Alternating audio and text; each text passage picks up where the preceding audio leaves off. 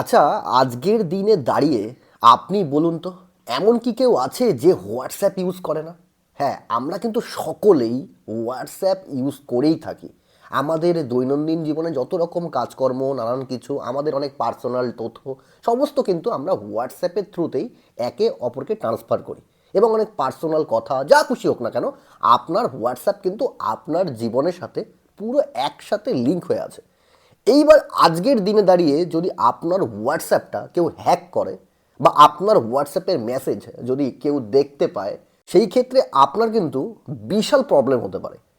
এই যে আজকের দিনে দাঁড়িয়ে যদি আপনি ব্যস্ত থাকেন, ধরুন আপনি কোনো কাজ করছেন, ট্রেনে যাতায়াত করছেন, খাওয়ার পরে শুয়ে আছেন বা যাই করুক না কেন, আপনি কোনো কাজ করছেন, ব্যস্ত আছেন, তাহলে এই ভিডিওটা এখন সেভ করে রাখুন।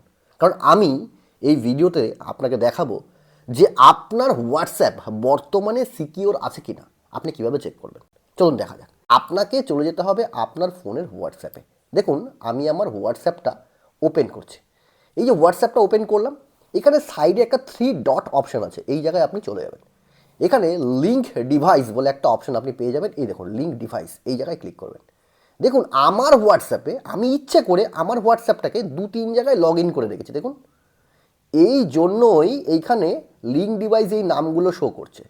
এটা কিন্তু আমার ইচ্ছের জন্য, মানে আমার নিজের কাজের জন্য আমার হোয়াটসঅ্যাপটা আমি 2-3 জায়গায় খুলে রেখেছি।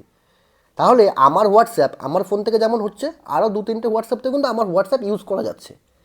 যদি আপনার ক্ষেত্রে এই রকম থাকে, তাহলে ভাববেন আপনার সাথে সাথে অন্য কেউ কিন্তু আপনার হোয়াটসঅ্যাপে সমস্ত মেসেজ দেখতে পাচ্ছে।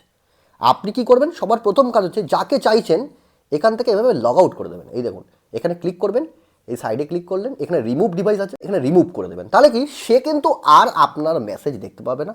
ভিডিওটা এক্ষুনি সকলকে শেয়ার করবেন আর চ্যানেলটা অবশ্যই ফলো করে রাখবেন।